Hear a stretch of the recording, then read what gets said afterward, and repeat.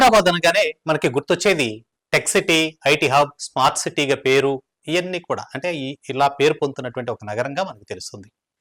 ఈ నగరంలో ప్రతిరోజు ఒక సాధారణ పౌరుడు ఎదుర్కొనేటువంటి సమస్య ఏంటి అని ప్రశ్నిస్తే వాళ్ళంతా టక్కున చెప్పే సమాధానం, మీరు కూడా చెప్పేటువంటి సమాధానం ఏంటి? ట్రాఫిక్. ట్రాఫిక్ సమస్యను మాత్రమే ప్రధానంగా చెప్తారు.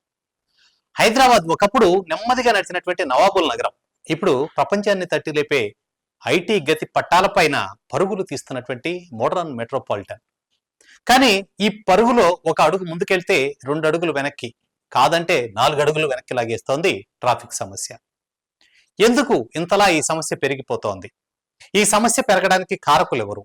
ఇందులో ఎవరి బాధ్యత ఎంత? అటు ప్రజలు, ఇటు ప్రభుత్వ యంత్రాంగం, అందరిది బాధ్యత ఉండి ఉండవచ్చు. కానీ అంటే సాధారణ అబ్జర్వేషన్లో మనకు కనిపించింది, అలాగే వాస్తవంగా కనిపిస్తున్నటువంటి డేటా ఆధారంగా మీకు ఇస్తున్నటువంటి ఈ సమాచారం మాత్రమే ఇది.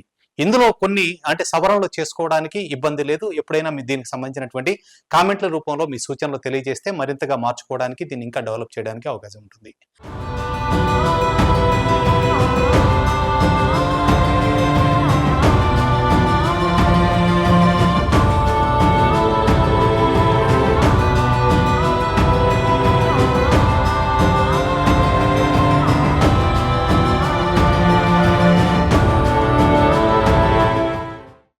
సరే, ఈ కథన దీనికి సంబంధించిన విషయాన్ని కొంచెం లోతుగా విశ్లేషించుకుందాం. ప్రతిరోజు లక్షలాది వాహనాలు రోడ్ల మీద పరుగులు తీస్తూ ఉంటాయి. కానీ ఎక్కడ స్ట్రైట్ గా వెళ్ళేటువంటి పరిస్థితి ఉండవు. ఎందుకంటే ఈ హైదరాబాద్ నగరంలో యూటర్న్ చేయాలంటే అది ఎంత నేర్పరైనటువంటి డ్రైవర్కైనా సరే ఒక సాహసం. ఒక చిన్న యూటర్న్ కోసం కనీసం 1 కిలోమీటర్ ముందుకు వెళ్ళి తిరిగి రావాల్సి వస్తుంది.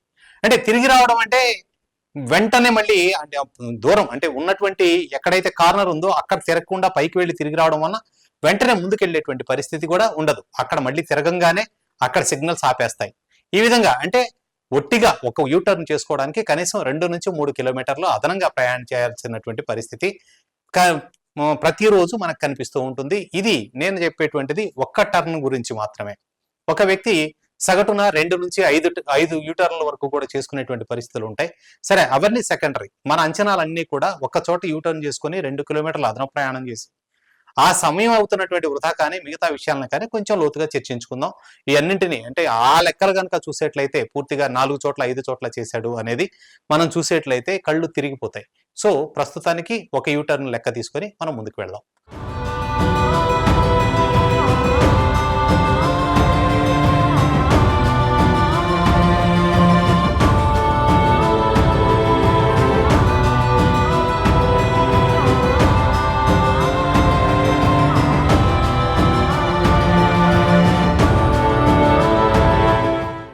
ఎంతమంది వాహనదారులు ఈ అదనపు ప్రయాణం చేస్తున్నారో మనకి ఒక సింపుల్ ఎగ్జాంపుల్ లెక్క చూద్దాం. ఇప్పుడు దీన్ని ఆ సింపుల్ లెక్క చూస్తేనే మీకు కొంత అర్థమవుతుంది.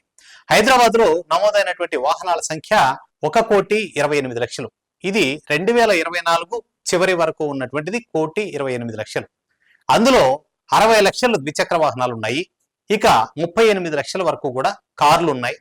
10 లక్షల లోపు ఆటోలు, ట్యాక్సీలు, కమర్షియల్ వాహనాలు ఉన్నాయి. ఈ ఉన్నటువంటి వాటిలో మనం చెప్పుకున్నటువంటి మొత్తం 1,28,00,000లో కనీసం 60% రోజు ట్రాఫిక్ లో ప్రయాణిస్తున్నాయని అనుకునేట్లయితే అంటే దాదాపు 75 లక్షల వాహనాలు మనకు రోడ్డు మీదకి వస్తున్నాయి అనుకుందాం. వీటిల్లో కూడా మళ్ళీ తగ్గిద్దాం, పూర్తిగా తగ్గించి 50% మంది మాత్రమే యూటర్న్ కోసం అదనపు ప్రయాణం తప్పడం లేదు అనుకునేట్లయితే ఒక 37 లక్షల వాహనాలు రోజు కనీసం 2 కిలోమీటర్ల అదనపు ప్రయాణం చేయాల్సి వస్తుంది. ఒక యూటర్న్ లెక్క మాత్రం ఇది 4-5 చోట్ల గురించి మనం చేయటం లేదు కాబట్టి అది అసలు ఊహించొద్దు. ఆ లెవెల్లో కూడా మనం ఊహిస్తే మనం భయపడతాం ముందుగా.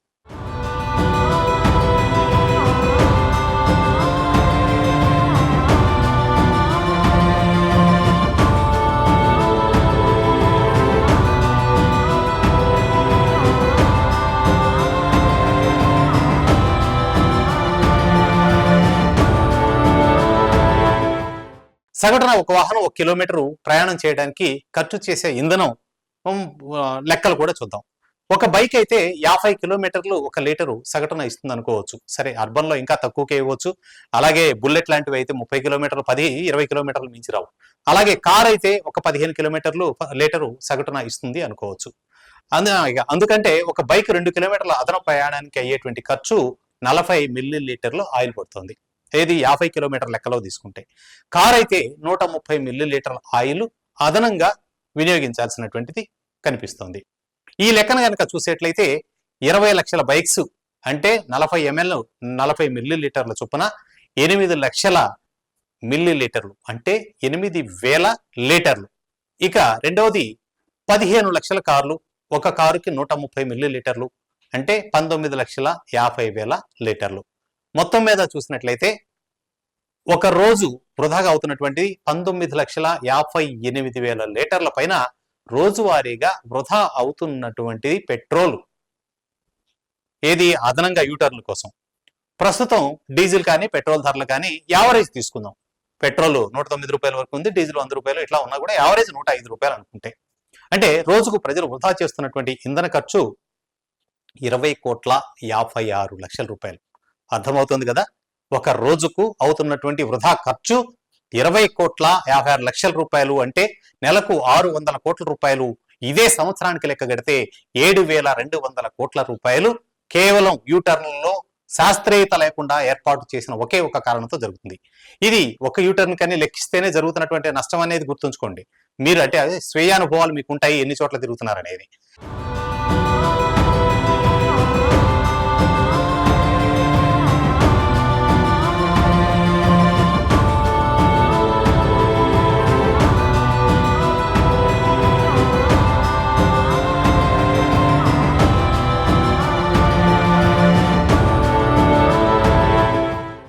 ఇక హైదరాబాద్ లో 325కు పైగా, అంటే ఇది మనం రెండో అంశంలోకి వెళ్తున్నాం. ఈ వృధాలకు సంబంధించిన అంశాల్లోనే, ట్రాఫిక్ సమస్యల్లోనే హైదరాబాద్ లో అఫీషియల్ గా 325కు పైగా ట్రాఫిక్ సిగ్నల్స్ ఉన్నాయి. వీటిలో చాలా వరకు ఆటోమేటిక్ టైమింగ్ వ్యవస్థల ద్వారా పనిచేస్తున్నాయట. కానీ గ్రౌండ్ రియాలిటీ ఏంటి? ట్రాఫిక్ పోలీసు నిబంధనలు కొన్ని ఉన్నాయి. వాళ్ళ నిబంధనల ప్రకారం సిగ్నల్స్ ను మాన్యువల్ గా మార్చుకునేటువంటి అధికారం ఉంటుంది. అలా లేకపోతే కొన్ని సమస్యలు వస్తాయి. అంటే విఐపీలు వివిఐపీలు వస్తున్నప్పుడు అప్పుడు వాళ్ళు ఈ సిగ్నల్ మాన్యువల్ గా మార్చకపోయేట్లయితే సమస్యలు ఎదురవుతాయి. సో ఆ అవకాశం ఉంది. కానీ ఈ అవసరం ఉన్నా లేకపోయినా ప్రతి చోట ఇది అన్ని కూడా మాన్యువల్ గా మార్చేస్తారు. దీనివల్ల ఏం జరుగుతుంది? ఒక వేలో ఉన్నటువంటి వాహనాలు 2 కిలోమీటర్లు 3 కిలోమీటర్లు నిలిచిపోతాయి. 2వ వేలో ఉన్న వాహనాలన్నీ క్లియర్ అయ్యే వరకు కూడా దాన్ని గ్రీన్ లైట్ ని వెలగనివ్వరు. సో ఒక దశలో ట్రాఫిక్ కదులుతుంటే మరోవైపు ఖాళీగా ఉంటూ టైం వేస్ట్ చేస్తూ వాళ్ళు కాలక్షేపం చేయాలి. లేదంటే ఇంకొక సమస్య అదేంటంటే ట్రాఫిక్ జామ్ అయ్యి ఇక్కడ మాన్యువల్ కనపడుతూ ఉంటుంది. జనరల్ గా ఆటో సిస్టమ్ అయితే ఏంటి, కౌంట్ డౌన్ కనిపిస్తూ ఉంటుంది అక్కడ. అంటే వాళ్ళు ఇచ్చినటువంటి సెకండ్స్ 90, 89, 88 ఇలా కౌంట్ డౌన్ కనిపిస్తుంది. వాళ్ళకు నిమిషమన్నర 2 నిమిషాలు వెయిట్ చేయాలనేది క్లియర్ గా కనిపిస్తుంది. సో ఇంజన్ ని ఆఫ్ లో ఉంచుకోవచ్చు, ఆ ముందు ఆన్ చేసుకోవడానికి అవకాశం ఉంటుంది. ఇక్కడ అలాంటి పరిస్థితి ఉండదు, మాన్యువల్ లో ఉంటుంది కాబట్టి ఖచ్చితంగా దాన్ని చూస్తూ ఉండాల్సినటువంటి పరిస్థితే. ఇక దాని వలన జరిగేటువంటిది ఏంటి, మనకు ఉన్నటువంటి కొన్ని పరిశోధనల ప్రకారం ఒక సగటు కారు ఇంజన్ ని ఐడిల్ స్థితిలో 1 గంట కనుక నిలిపించేట్లయితే 600 మిల్లీ లీటర్ పెట్రోల్ వేస్ట్ అవుతుంది అని చాలా క్లియర్ గా గణాంకాలు చెప్తున్నాయి. హైదరాబాద్ లో రోజు 5 లక్షల కార్లు కనీసం 10 నిమిషాలు సిగ్నల్ వద్ద నిలుస్తున్నాయని మనం అనుకునేట్లయితే వీటికి కారణంగా జరుగుతున్నటువంటి నష్టాలు ఏ మేరకు ఉంటాయి? 10 నిమిషాలు వేస్ట్ చేస్తున్నాయి 5 లక్షల కార్లు అంటే 50 లక్షల నిమిషాలు. ఓవరాల్ గా చూసుకునేట్లయితే 8,33,000 గంటలు వృధా అవుతోంది. దీని ద్వారా జరిగేటువంటి ఆయిల్ వేస్ట్ మొత్తం 50,000 లీటర్లు ఫర్ డే. ఒక రోజుకు ఇంధన ఖర్చు వృధాగా అవుతున్నటువంటి 50 లీటర్లు. అంటే ఆటో సిగ్నలింగ్ పని చేయకుండా మాన్యువల్ జోక్యం వలన రోజుకు 50 లక్షల రూపాయలకు పైగా ఇంధన నష్టం జరుగుతూ వస్తుంది. ఇందాక చెప్పుకున్నటువంటిది ఇది యూటర్న్ల వల్ల, ఇది వీళ్ళు మాన్యువల్ చేసేసి చేయడం వల్ల.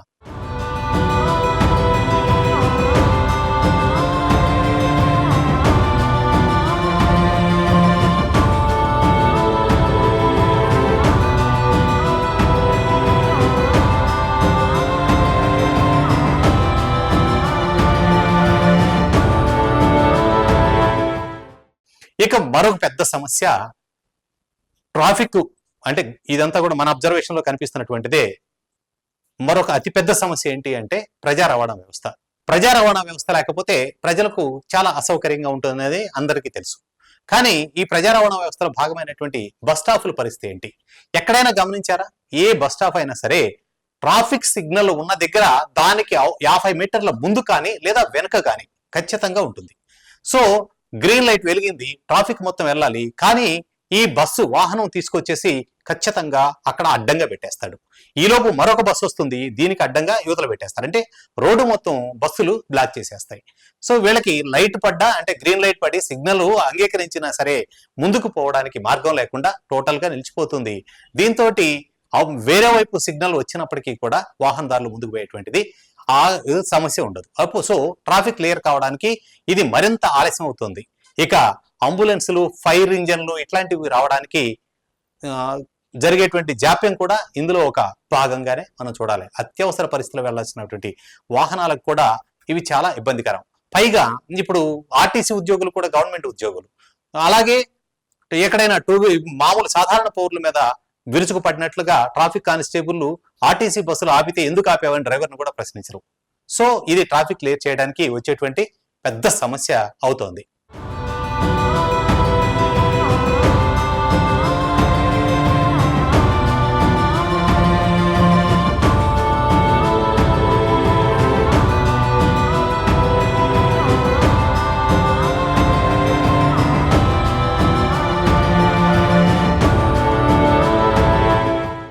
ఇక ట్రాఫిక్ వ్యవస్థ మొత్తాన్ని కూడా క్లియర్ చేయడానికి ట్రాఫిక్ పోలీసింగ్ వ్యవస్థ ఉంది.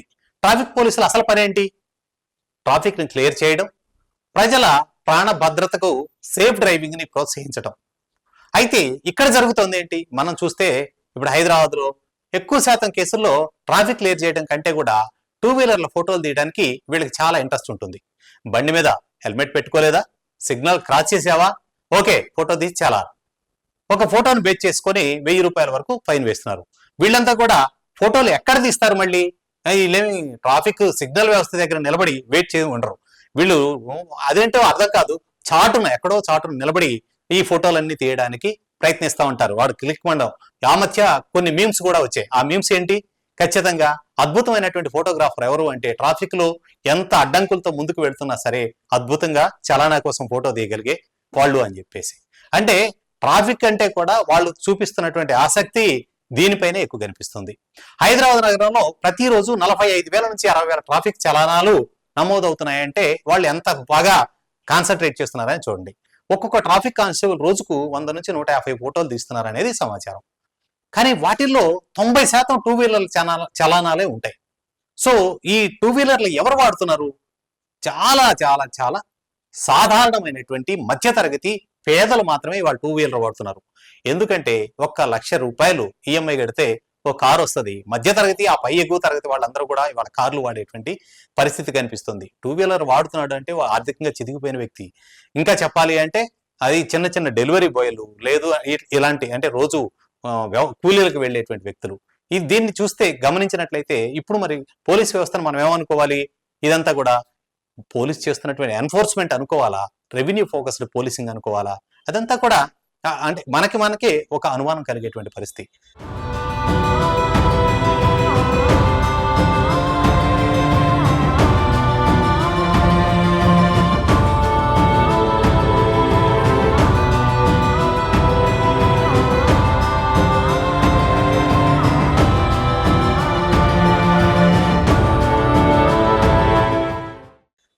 ప్రస్తుతం ట్రాఫిక్ వ్యవస్థలో అత్యంత ప్రభావితం అవుతోంది వీళ్ళు చేస్తున్న కారణంగా. ఇంతకు ముందే చెప్పినట్లు పేదలు వాడుతున్నటువంటి 2 వీలర్ యూజర్లు అనేది కన్ఫర్మ్, అందులో డౌటే లేదు. ఒక స్విగ్గీ లేదా జొమాటో డెలివరీ బాయ్ ఉదయం 10 గంటల నుంచి రాత్రి 10 గంటల వరకు 12 కిలోమీటర్లు ప్రయాణిస్తే 120 కిలోమీటర్లు ప్రయాణిస్తాడు అనుకుందాం. యూటర్న్ల వల్ల అదనపు ప్రయాణం వాడికి వస్తున్నటువంటిది 20 కిలోమీటర్లు. ఇక దీని కారణంగా జరుగుతున్నటువంటి ఇంధన వేస్ట్ ఎంత అవుతుంది? ఇందాక మనం లెక్కించుకున్న ప్రకారం చూసుకుంటే కనీసం 80 రూపాయల నుంచి 100 రూపాయలు వేస్ట్ అవుతుంది. ట్రాఫిక్ సిగ్నల్స్ లో వేస్ట్ అయ్యే టైం రోజు మొత్తం మీద 12 గంటలు పనిచేస్తే 1:50 నిమిషాలు ఎక్కువగా అంటే ఆ పైనే వేస్ట్ అవుతుంది.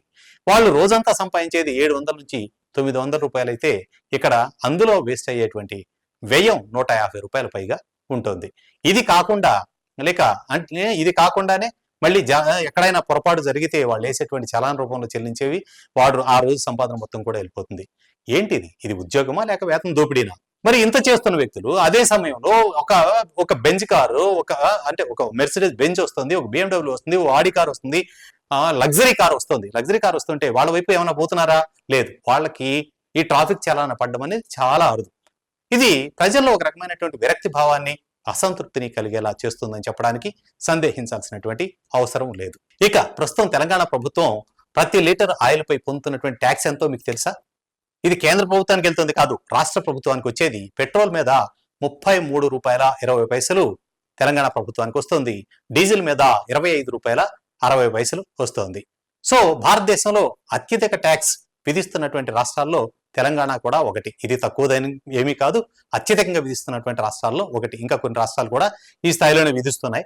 సో మనం దీన్ని ఏమీ తక్కువగా చూడాల్సిన అవసరం లేదు. ప్రజల నుంచి దోపిడీ చేయడంలో ఎక్కడా ఏమాత్రం కాంప్రమైజ్ అవ్వకుండానే కొనసాగిస్తున్నటువంటి రాష్ట్రాల్లో తెలంగాణ కూడా ఉంది. 2023-24లో పెట్రోల్ డీజిల్ మీద ఈ రాష్ట్రానికి వచ్చినటువంటి ఆదాయం ఎంతో తెలుసా? 17,842 కోట్ల రూపాయలు. సో ఇది ప్రజల వాడుకకు వసూలు చేసిందని మనం అనుకుందామా, లేదా ఈ ట్రాఫిక్ అసమర్థత వల్ల ప్రజలపై పడ్డ అదనపు భారం ద్వారా వచ్చిందనుకోవాలా?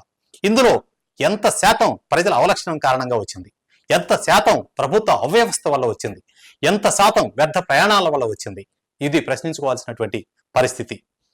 ఈ ట్రాఫిక్ పథకాలు ప్రజల భద్రత కోసం చేసినవేనా అనేటువంటి సందేహం వస్తే అనుమానించాల్సిందే. ప్రభుత్వ ఆదాయాన్ని పెంచే దారులుగా ఈ విధానాన్ని మొత్తాన్ని మార్చేశామని ఇందాకే చెప్పుకున్నాం. పోలీసింగ్ వ్యవస్థ కూడా ప్రజలకు ఆదాయ వనరుగా మారుతోందా అనేది. హైదరాబాద్ నగరంలో ట్రాఫిక్ సమస్య ఒక ఆస్తి సమస్యగా మనం చూడకూడదు. ఇది ఒక పాలన సంబంధమైన వైఫల్యంగానే చూడాలి. ప్రజలు కూడా, అంటే ఇక్కడ ప్రజల్ని తక్కువ చేయకూడదు, ప్రజలు కూడా బాధ్యతాయుతంగా ఉండాలి. కానీ వ్యవస్థ కూడా అందుకు పెద్ద మినహాయింపు ఏమీ లేదు. ఎందుకంటే వాళ్ళు నిబంధనలను పాటించరు, పాటించేటువంటి ప్రయత్నం కూడా మనకు కనిపించదు.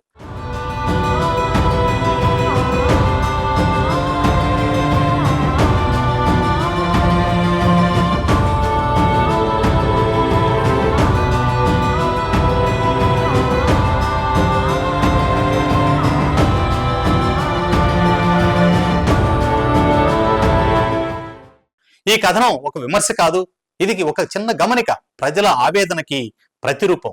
హైదరాబాద్ ట్రాఫిక్ సమస్యలు స్వయంగా పరిష్కరించుకునే స్థాయిలో లేవు అన్నది అందరికీ తెలిసినటువంటి నిజం. ఈ సమస్యలపై సమర్థమైనటువంటి టెక్నాలజీ, ప్లానింగ్, ట్రాన్స్పరెన్సీ ఉంటే తప్పితే మనం ముందుకెళ్లేటువంటి పరిస్థితి కూడా లేదు. అందుకే ప్రజలు కూడా ఈ విషయం మీద బాధ్యతాయుతంగా ఉండాలి. ప్రభుత్వానికి, అధికారులకు, వ్యాపార వర్గాలకు, ఇక ప్రైవేట్ కన్సల్టింగ్ సంస్థలకు ఇదంతా కూడా ఒక హెచ్చరికగా మనం చేస్తున్నాం. నాయకులు ఇంకా రాష్ట్రంలో కానీ విఐపీలు పెద్ద నాయకులు అందరినీ కూడా ఒక చిన్న రిక్వెస్ట్ మనం చేస్తున్నాం. మీరు ఏ హంగు ఆర్భాటం లేకుండా సాధారణ పౌరుడిగా ఒక్కరోజు రోడ్లపై ప్రయాణించండి. రోడ్లపై నిస్సహాయంగా నిశ్చలంగా నిలబడినటువంటి జనాల్లో ఒక్కళ్ళగా మారండి. ప్రజల మౌనం పన్నులుగా మారకముందే మార్పు మొదలు పెట్టాల్సిన అవసరం మీకు కళ్ళ ముందు కనిపిస్తుంది. మీరు స్పందించిన రోజు మార్పు మొదలవుతుంది. అప్పటిదాకా ఈ సమస్య వెంటాడుతూనే ఉంటుంది, వేటాడుతూనే ఉంటుంది. ఈ లోపానికి బాధ్యులు ఎవరు అని ఒకళ్ళని అనుకోలేము. వ్యవస్థ లోపం ఉంది, పోలీసింగ్ లోపం ఉంది, ప్రభుత్వ వైఫల్యం ఉంది. ఇవన్నీ సరిదిద్దుకుంటేనే ఈ సమస్యను మనం పరిష్కరించగలుగుతాం. ఇది ఈరోజు విశ్లేషణ. మరో విశ్లేషణతో మరోసారి కలుద్దాం. ఇందులో మీకు ఏవైనా సందేహాలున్నా, లేదు దీనికి సూచనలు ఉన్నా కూడా చేసేట్లయితే అవన్నీ సరిదిద్దుకోవడానికి సిద్ధంగా ఉంటాం. Thank you.